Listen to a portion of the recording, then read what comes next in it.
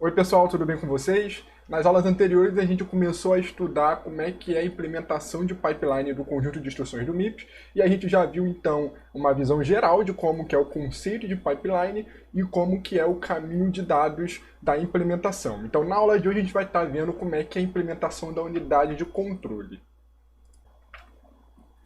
Então aqui só para a gente relembrar como é que era a nossa implementação, a gente teve então o nosso projeto monociclo do MIPS e a gente teve a inclusão de novos registradores nele, né, que são os registradores de pipeline que foram posicionados sempre entre as etapas que a gente tem na nossa execução de instrução. Então para a implementação da unidade de controle, né, a gente vai estar implementando essa unidade de controle na segunda etapa, no estágio de decodificação, e a partir desse momento, todos aqueles sinais que eram gerados desde a implementação do monociclo, eles vão ter que ser então passados adiante para os próximos estágios. E a forma que é feita a passagem desses sinais é da mesma forma que a gente passa os valores para serem processados nos estágios seguintes, né? A gente vai estar passando esses sinais de controles pelos registradores de pipeline também. Então aqui nesse exemplo, pessoal, na etapa de busca a gente não tem nenhum sinal de controle, porque a gente ainda não sabe qual é a instrução que vai ser executada no ciclo corrente. Então no momento que a gente faz a busca, a gente vai então ver, né, vai utilizar o opcode para ser como entrada na unidade de controle. E com isso a unidade de controle vai encaminhar todos os sinais correspondentes. Aqui para facilitar, ela separou então os sinais de controle que vão ser executados na etapa de execução, temos os sinais de controle que vão executar na quarta etapa de acesso à memória e os outros sinais de controle que vão executar na quinta etapa, que seria do estágio de write back. Então a ideia, pessoal, é que sempre a gente, a partir do segundo estágio, a gente armazena todos os sinais de controles e para cada etapa eles vão utilizar os sinais de controles correspondentes. Então, nesse exemplo aqui, na etapa 3, utilizarei então todos esses sinais de controle da X e os demais seriam passados para o próximo registrador de pipeline. Na etapa 4, a gente tem que todos os sinais de controles de memória vão ser utilizados, o write back passa para o próximo registrador de pipeline, e na etapa 5 a gente utiliza então esses registradores. Então dessa forma que o controle vai ser implementado. Então aqui a gente tem uma visão geral agora com o nosso projeto de pipeline, agora com os sinais de controles em evidência. Então a gente vai estar usando registradores de PIPes para passar sinais de controle. Então aqui a gente pode ver que aqui a gente tem a nossa unidade de controle e lembrando aí que a gente tem o nosso ALU Control, né, o controle da ALU, que ele vai ser localizado então no terceiro estágio. Então lembrando aqui, pessoal, que o ALU Control ele sempre vai receber aquele campo de fonte das instruções do tipo R, tá? Para decidir qual será a operação a ser executada na ALU. E aqui a gente pode perceber, né, como que os sinais são ligados, né? Temos os sinais parecidos com um projeto do monociclo. Então a gente vai ter um sinal para cada multiplexador, né? A gente tem esse multiplexador para selecionar o segundo elemento da ALU. Temos aqui a parte do branch, né, que tem essa porta lógica, como é que funciona. Temos o outro sinal de controle manReg, que vai decidir se o dado para ser escrito no banco de registradores é da memória ou dos registradores.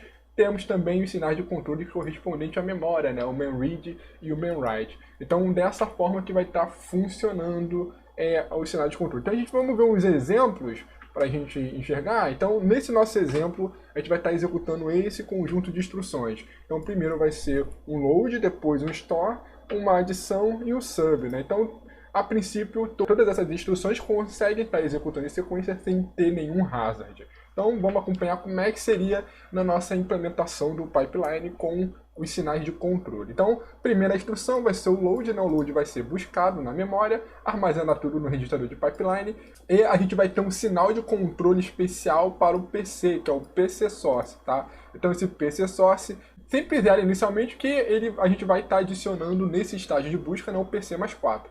Então perceba aqui, ó, que no final desse somatório, né, do PC mais 4, ele vai armazenar então aqui no PC, tá? Então o PC Source é sempre zero no estágio de busca. Então, próximo estágio, né, o load vai para o estágio 2, estágio de decodificação. A gente despachou então o store para o estágio de busca, tá? Então o estágio de busca vai ser sempre o mesmo para todas as instruções. Então aqui no estágio 2, né, de decodificação, a parte de unidade de controle vai detectar lá que o código, né, o opcode, o campo opcode é o de load, ele vai gerar sinais de controles correspondentes para cada estágio, tá bom? Então aqui a gente tem essa sequência, né, que vai ser utilizada e ele é passado então para os próximos registradores de pipeline. Então, passando, né, a gente tem que o edge ele é despachado para busca. Da mesma forma, o store ele vai para o estágio 2. Aqui vai ter outros sinais de controle, tá? Então percebam, né, que aqui vamos ter sinais de controle somente para o load e aqui sinais de controle somente para o store. Aí nesses sinais de controle a gente vê que foram utilizados já na etapa 3 os sinais de controle correspondentes à execução. Que aqui sou lá qual é o segundo parâmetro de entrada, né, que vai ser o do endereço efetivo, então aqui vai ser 1, porque ele vai receber esse valor com a extensão de sinal. Aí os outros valores são correspondentes ao ALU control, né? Então, lembrando aí, sempre quando é instrução de load ou store, a gente vai fazer uma adição com o ALU, então o ALU control vai ser 00, tá bom? Então ele é utilizado aqui mais abaixo. E da mesma forma também a gente tem um outro sinal de controle que é para selecionar qual é o registrador de escrita. Então a referência aqui vai ser, a primeira referência que vai ser o campo RT, tá? Então é para decidir se o registrador a ser escrito é do campo RT ou do campo RD. Como a instrução de load, vai ser o campo RT. Por isso aqui o sinal de controle é 0.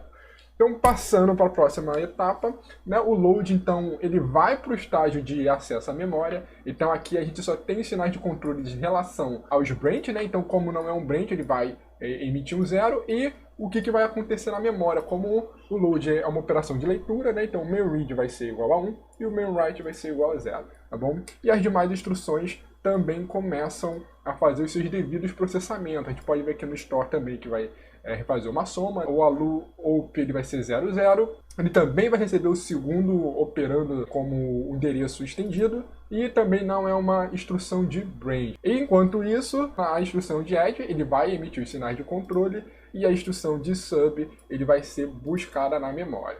Tá bom? Então vamos continuar, a gente tem então que no final o load ele vai fazer a escrita no banco de registradores, então a gente percebe aqui que ele vai vir aqui com o valor 1, porque essa escrita vai ser um valor vindo da memória. E da mesma forma a gente vai ter um segundo sinal de controle, que esse sinal de controle vai indicar que o banco de registradores vai poder ser lido, né? Que é esse read write. Bom, então, depois dessa fase, a gente termina a execução do load, né?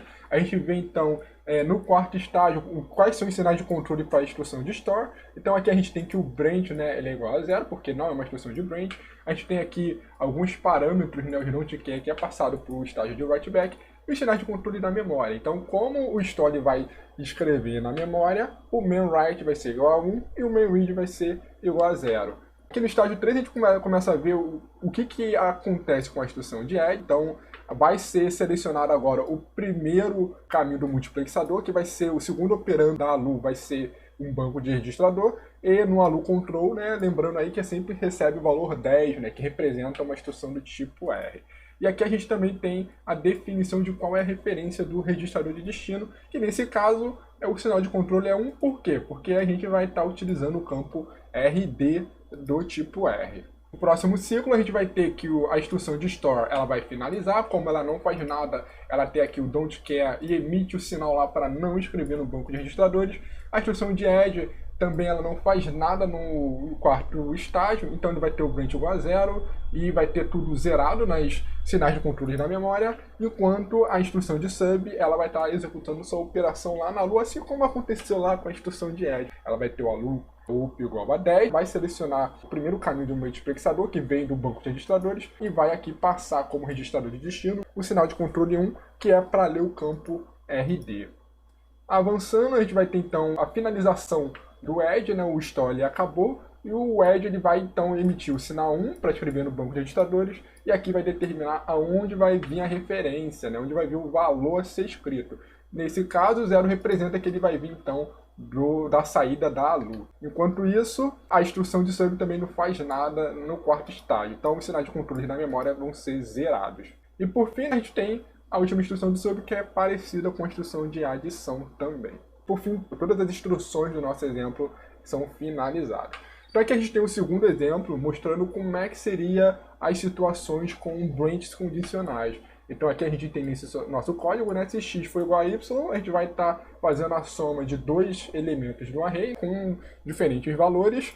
Se não, a gente vai fazer a subtração. Então como é que isso seria implementado em assembly? A gente teria então esse nosso código. Então repare que nesse nosso exemplo a gente tem que o jump ele é implementado pela instrução de back, tá bom? Só para a gente mostrar e forçar uma devida bolha aqui. Então a gente tem sempre, né, a comparação de 0 igual a 0 igual a 8. Então a gente sabe que sempre esse desvio aqui vai ser tomado. E aqui a gente vai estar considerando a execução vai cair então sempre no then, tá bom? Nunca vai executar o else. Então a gente vamos ver como é que seria esse processo no nosso diagrama de execução. Então aqui a gente vê, ó, aqui é considerado que o desvio ele vai ser não tomado, tá? Então ele vai entrar na posição de then. E no momento que a gente for fazer aquele jump implementado com back, a gente vai ter que esperar o processamento desse back. Então a gente tem aqui a adição de 3 bolhas para esperar o cálculo. Lembrando aqui que nesse nosso exemplo o branch está sendo calculado na 4ª etapa, tá bom? Aqui, né, o branch a gente só vai saber qual é o endereço de destino na 4ª etapa. A gente falou lá na aula de visão, né, geral, que o branch poderia ser implementado também no segundo estágio. Mas isso aí é uma otimização, a gente vai estar vendo aqui primeiro, essa primeira implementação onde o branch é feito no 4º estágio.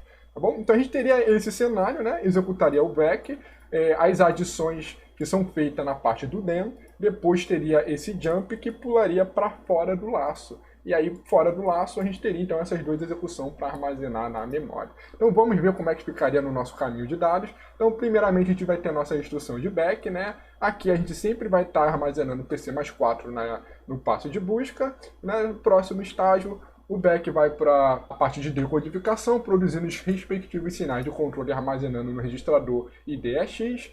E a gente despacha já qual que seria a próxima instrução, que é a instrução de add. Próximo estágio, a gente vai ter então que o back ele vai calcular, né, fazer aquela subtração para saber se o valor de S0 e S1 são iguais. Então vai ter o S0 menos S1 e vai ser despachado. Ó, reparem que o sinal de controle do zero e ele também vai ser armazenado no registrador de pipeline. Então aqui só para enxergar os sinais de controle que são feitos no estágio de execução do back. Então ele vai estar selecionando aqui o valor do banco de registradores, que é o operando no registrador S1.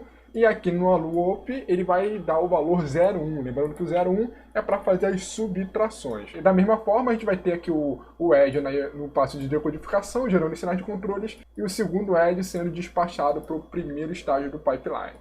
No estágio seguinte, então, a gente vai ter que o back ele vai calcular, ele vai ter informação se o branch foi tomado ou não. No nosso exemplo, S0 e S1 eles são diferentes, então aqui ele não emitiu o sinal de 1, então aqui vai ser 0 e consequentemente, né, o resultado dessa porta end vai ser 0. Então aqui, se a gente for reparar no sinal de controle, aqui no PC Source, ele vai ter o valor 0 também. Ele não vai estar gravando o desvio tomado nesse momento, porque o desvio não foi tomado. Da mesma forma, os sinais de controle de memória são zerados, porque a instrução de back não faz nada, não acessa nada na memória.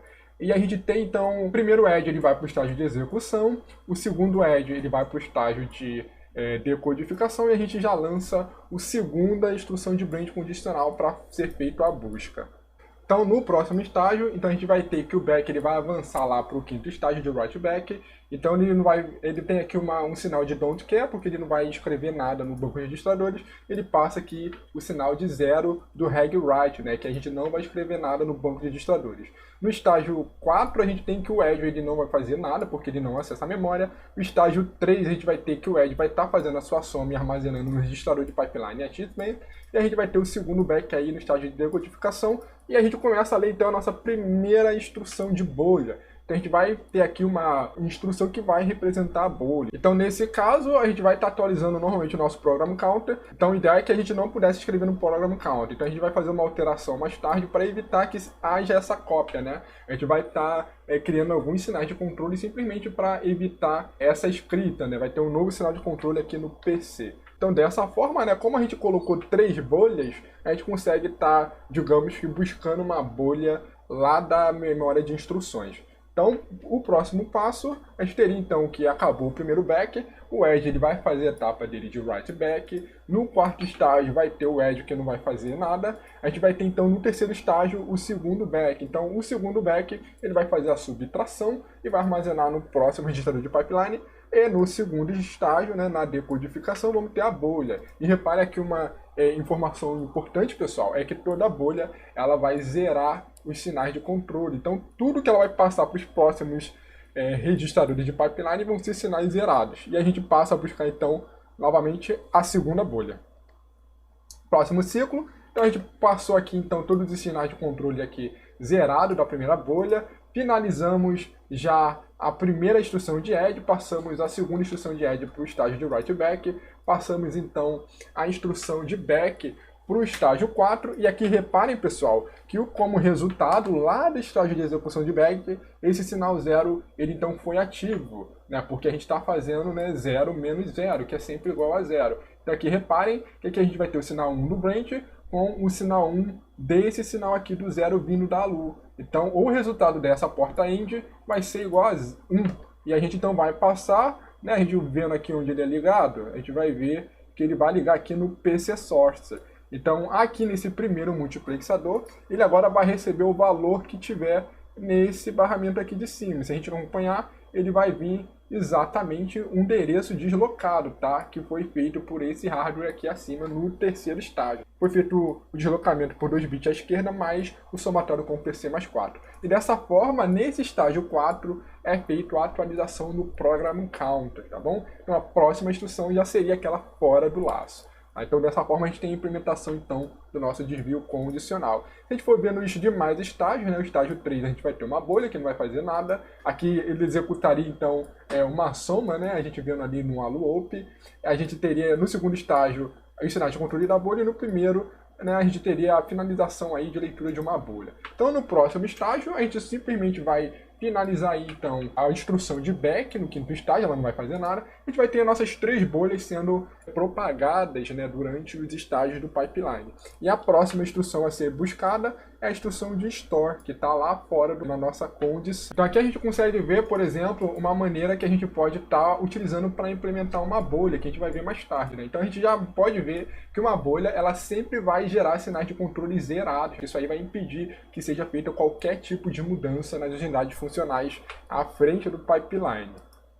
Então, pessoal, a gente terminou então de ver como é que a unidade de controle é implementada na implementação de pipeline do MIPS, e na próxima aula a gente vai começar então a estudar com mais detalhe cada um dos hazards. A gente já estudou como é que seria a solução do hazard estrutural com a replicação. Na próxima aula a gente vai começar então a ver aí o hazard de dados e a solução de installs.